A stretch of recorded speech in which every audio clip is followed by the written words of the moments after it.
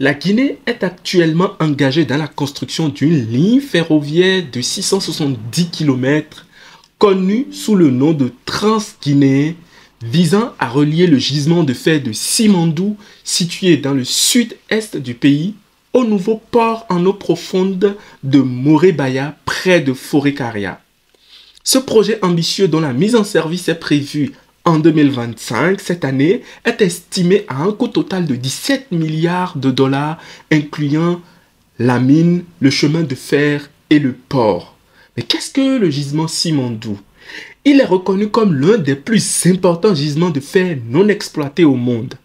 Le développement de cette infrastructure ferroviaire qui est une infrastructure logistique est essentiel pour faciliter l'exportation du minerai de fer vers les marchés internationaux. En plus du transport de minerais, le chemin de fer est conçu pour le transport de passagers et de marchandises, le rendant ainsi donc multifonctionnel et contribuant ainsi au développement économique et régional. Madame, Messieurs, bonjour et bienvenue dans ce numéro de la géopolitique et de la géostratégie des mines et de l'industrie en Afrique. Si vous êtes nouveau sur cette chaîne, sachez que nous parlons dans ce format des différentes mines de l'Afrique, mais également aussi de comment est-ce que des entrepreneurs peuvent contribuer au développement des mines en Afrique. Et dans ce cadre, je suis Eudsto, consultant formateur et business trainer en logistique et supply chain minière. Et j'ai le plaisir de vous informer que nous avons une prochaine formation qui se déroulera en Europe, destinée principalement aux entrepreneurs de la diaspora et également aussi aux patrons de PME, sur les business dans le secteur de la logistique des mines. Cette formation sera l'occasion pour vous de découvrir comment vous pourriez saisir des opportunités dans le secteur de la logistique et dans les mines en Afrique. Au cours de cette formation, nous allons vous apprendre comment vous pourriez saisir des opportunités de business sur des projets d'envergure comme celui du chemin de fer transguinéen qui est en train d'être mis en œuvre pour l'exploitation de la mine de fer de Simandou.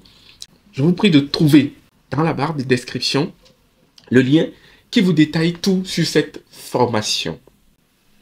Revenons donc sur la mine de fer de Simandou. Nous sommes en Guinée-Conakry en Afrique de l'Ouest, le pays de la bauxite, mais qui est en train d'être aujourd'hui le pays du fer. Le gisement de Simandou, situé dans le sud-est de la Guinée, est reconnu comme l'un des plus vastes et riches au monde, avec des réserves qui sont estimées à plus de 2,4 milliards de tonnes de minerais de haute qualité, avec une teneur en fer de 65,5%. L'ensemble du gisement, cependant, est quand même évalué à plus de 8 milliards de tonnes de fer, composé essentiellement de minerais de haute qualité, de moyenne qualité et de basse qualité. Depuis sa découverte, ce vaste gisement qui est une chaîne de montagnes que vous voyez là présentement, a été au cœur de nombreuses tensions politiques, économiques et judiciaires impliquant divers acteurs nationaux et internationaux. Les premières indications de la présence de fer dans la région de Simandou sont signalées pendant la période coloniale française. À l'accession à l'indépendance du pays, le premier président en la personne de Ahmed Sékou Touré va impulser une dynamique pour la mine. En effet, le président va procéder à la création de la Mifergui Nemba, qui est une société guinéenne chargée de réaliser les études ou d'assurer les études quantitatives et qualitatives sur la mine. En raison de manque d'expertise, Mifergui Nemba va confier la réalisation de ces études à une société japonaise qui s'appelle Nippon Koei. Nippon Koei, manifestement à son tour, va vendre les études à la société brésilienne Vale, laquelle est reconnue à l'époque quand même pour son expertise. Les études géologiques approfondies confirment l'importance du gisement. Cependant, en raison de contraintes économiques et technologiques, aucune exploitation significative n'est entreprise en ce moment. Sékou Touré décède. C'est ainsi qu'en 1984, Lansana Conté accède au pouvoir en République de Guinée. À partir de cet instant, la mine va connaître une certaine évolution. En effet, en 1997, le gouvernement guinéen va procéder à l'accord d'une licence d'exploitation à la multinationale anglo-australienne Rio Tinto pour l'ensemble du gisement de fer de Simandou. Une exploitation qui est prévue pour s'étendre sur 35 ans et à travers laquelle Rio Tinto sera chargé de construire un chemin de fer et un port d'embarquement qui sera utilisé par cette société dans le cadre du transport et donc de l'évacuation du minerai de fer, et au bout des 35 ans sera dédié à l'État guinéen. Cependant, en 2008, le président Lassana Conté révoque les droits de Rio Tinto sur l'exploitation des blocs 1 et 2 de Simandou. En effet, la principale raison de cette révocation des droits vient du fait que de 1997 à 2008, Rio Tinto n'a pas effectué des travaux significatifs destinés à l'exploration. Cependant, Rio Tinto revalorise sa société au niveau des marchés boursiers anglais et australiens avec la possession de ce gisement de Simandou. C'est donc une forme de spéculation qui permet à l'entreprise de pouvoir se revaloriser, donc avoir plus d'intérêts et de capitaux sur les marchés internationaux. Mais la mine ne bouge pas d'un pouce. C'est pour cette raison donc que, alléguant un manque de développement du projet, les blocs sont ensuite attribués à BSGR, Benny Steinmetz Group Resources, appartenant à l'homme d'affaires franco-israélien Benny Steinmetz, qui va donc prendre le contrôle des blocs 1 et 2 de Simandou. Cela voudra donc dire que Rio Tinto perd une partie, la moitié concrètement, du gisement de Simandou au profit de BSGR. C'est en ce moment que Rio Tinto déclare au régulateur boursier que le gisement de Simandou est évalué entre 8 et 11 milliards de tonnes à des teneurs très élevées, dans le but de pouvoir montrer sa réelle valorisation en bourse et ne pas perdre le contrat d'exploitation précédemment obtenu auprès du président Lassana Conté. À cette information, Lassana Conté décide de reprendre totalement la mine de Rio Tinto pour fausse déclaration, car cette entreprise avait déclaré aux autorités guinéennes que la mine était estimée à environ 2,5 milliards de tonnes de faible teneur. Une bataille judiciaire s'ensuit, où Rio Tinto se voit attribuer les blocs 3 et 4 dans le sud du gisement. En 2010, BSGR vend 51% des parts du bloc 1 et 2 à la société brésilienne Vale pour une valeur de 2,5 milliards de dollars. Peu après cette transaction, des allégations de corruption émergent accusant BSGR d'avoir obtenu les licences des blocs 1 et 2 en versant des pots de vin aux officiels guinéens. En effet, il faut reconnaître que BSGR a versé des pots de vin pour récupérer les blocs 1 et 2 à 100 millions de dollars, ce qui va donc engendrer un contentieux entre Rio Tinto et BSGR qui est le nouveau propriétaire des blocs 1 et 2. Dans la même année, l'État guinéen revient à la charge pour forcer BSGR et Vale à renégocier le contrat de cession et à leur demander de construire à leurs propres frais le chemin de fer Conakry-Kankam avec une promesse d'aller jusqu'à Kérouane, ce qui est donc accepté par le groupe BSGR et Vale qui sont les co-associés sur le bloc 1 et 2. Mais en fin d'année 2010, précisément en décembre 2010, le professeur Alpha Condé vient aux affaires en République de Guinée. Alpha Condé va reprendre le dossier de Simandou, va procéder au lancement des travaux du chemin de fer avec BSGR et Vale en présence du président brésilien Lula da Silva. Cependant, il va se passer une chose assez étrange. Peu de temps après, Alpha Condé concède un contrat de construction des 40 premiers kilomètres de ce même chemin de fer au groupe français Bolloré, ce qui est le signe d'un certain divorce entre l'État guinéen et les sociétés associées BSGR et Vale. Dans le même temps, Frédéric Silien, un agent de BSGR, est arrêté aux États-Unis pour tentative de destruction de documents liés aux allégations de corruption. Il plaide coupable en 2014 et est condamné à 2 ans de prison. Le gouvernement guinéen annule les licences de BSGR après une enquête sur les allégations de corruption. BSGR engage une procédure d'arbitrage contre l'État de la Guinée-Conakry. Alpha Condé se retourne vers Rio Tinto qui revient dans les grâces présidentielles et paie 700 millions de dollars pour reprendre les blocs 1 et 2.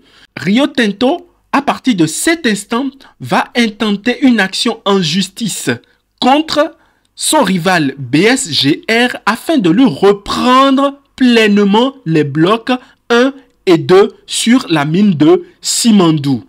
Cette poursuite est rejetée en 2015 et l'année qui a suivi, en 2016, Rio Tinto admet à son tour avoir versé 10,5 millions de dollars à François Cambré, un conseiller proche du président Condé, pour faciliter l'obtention des droits sur Simandou. Cette révélation conduit à des enquêtes par les autorités britanniques, américaines et australiennes, les différentes bourses des pays auprès desquels Rio Tinto est valorisé. En 2019, BSGR parvint à un accord avec le gouvernement guinéen renonçant à ses droits de revendication sur Simandou, notamment les blocs 1 et 2, en échange de droits sur la mine de Zogota, qui est également une autre mine de fer. Sous l'influence de Nicolas Sarkozy, Alpha Condé va céder les blocs 1 et 2 au groupe SMB, Société des mines de Bokeh, qui était déjà présent sur le territoire guinéen dans l'exploitation de d'autres mines. Cette société de l'homme d'affaires Fadi Wazi va venir avec ses associés singapouriens, notamment la société Winning, qui est à capital chinois. Les deux sociétés vont former un consortium qui va être dédié à l'exploitation des blocs 1 et 2 de Simandou. C'est la naissance de Winning Consortium Simandou. Dans le même temps, en 2020, Rio Tinto et son partenaire chinois Chinalco, qui avait déjà racheté les parts de Vale à plus de 2 milliards de dollars lorsque l'association de BSGR et de Vale se sont retirés, annoncent leur intention de relancer maintenant le développement des blocs 3 et 4 du projet Simandou. C'est dans cette atmosphère que va venir au pouvoir en septembre 2021 Mamadou Doumbouya, qui est un homme de l'armée. À son arrivée au pouvoir, le président Doumbouya va faire des découvertes étonnantes sur les contrats de cession, c'est-à-dire les conventions d'exploitation de ces deux grandes sociétés précédemment citées. C'est ainsi qu'en 2022, il va insister sur la renégociation des contrats, obligeant les deux sociétés à construire un chemin de fer, le Transguinéen, et donc ce chemin de fer qui est en construction aujourd'hui, ainsi que le port de Mori-Baya. Ensemble, il revient à la Guinée dès sa mise en œuvre, et ainsi le Transguinéen devra être impérativement multifonctionnel. En effet, cela signifie tout simplement pour l'État de Guinée de prendre en même temps la gestion de cette infrastructure dès le premier jour de sa livraison, de sa mise en œuvre. Le chemin de fer est long de 670 km et ceci permettrait de pouvoir développer plusieurs activités économiques, notamment le transport de minerais pour les deux grandes mines en exploitation au niveau de Simandou, mais également aussi le transport de minerais divers, que ce soit bauxite, de l'or exploité dans toutes les régions alentours de Simandou. Le chemin de fer devra servir également au transport de biens, de produits agricoles, mais également le transport de personnes, ce qui démontre que ce sera un chemin de fer multi-usage.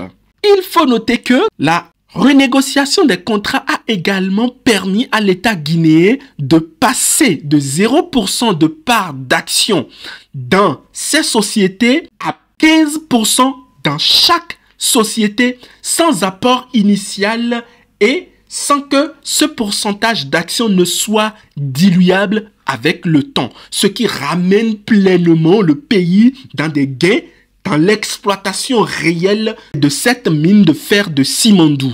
Enfin, en matière de financement du projet, sous Mamadou Doumbia en 2023, les autorités guinéennes ont pu avoir l'aval de banques et d'assurances chinoises qui ont accepté de débourser le financement du projet Simandou. Il faut reconnaître que le montant qui était de plus de 15 milliards constituait un véritable handicap pour pouvoir démarrer réellement le projet. À cette date, cette question a pu être close et maintenant la mine peut être lancée pleinement avec les premiers travaux que constituent le Trans-Guinéen et la construction de port du Moribaya qui vont voir suivre les travaux d'extraction du minerai de fer de Simandou par les deux grandes sociétés.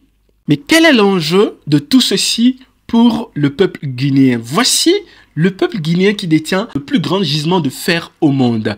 Ce gisement sera-t-il pleinement utile pour le peuple de la Guinée? La question reste posée. Cependant, il y a beaucoup de choses que les Guinéens peuvent faire au niveau de cette mine. Pour les entrepreneurs guinéens, c'est l'occasion de pouvoir découvrir les activités logistiques qui peuvent être déployées sur ce chantier de minerai. Ces activités sont multiples et variées et nous vous les apprenons à la faveur de notre formation business sur la logistique des mines. Cette formation vous permettra d'identifier les opportunités de business, de maîtriser les rouages, la gestion des business logistiques dans le secteur des mines et donc de pouvoir saisir ces opportunités en créant plus d'emplois et en étant plus légitime sur l'exploitation des mines du pays. Nous vous remercions pour avoir été fidèles encore à ce numéro. Nous aurons l'occasion de vous présenter dans un prochain numéro quelle est l'influence des États comme l'Inde sur le continent africain en matière de géopolitique et de géostratégie des mines et de l'industrie. Nous reconnaissons pleinement aujourd'hui que la Chine occupe un très vaste chantier dans l'arène des mines en Afrique et avec le cas de la Guinée, on se rend pleinement compte de la place que la Chine est en train d'occuper. L'enjeu pour nous, c'est de savoir quelle place les Africains occupent réellement quand des pays comme l'Inde et la Chine sont en train d'occuper des précarés de façon économique parce qu'ils détiennent un certain nombre de pouvoirs. Je vous invite à rester donc abonné et de découvrir les prochains numéros qui viendront où nous apprendrons encore énormément sur les possibilités de business et également les schémas géopolitiques que déploient des firmes internationales et des pays étrangers sur le continent africain. Je vous remercie.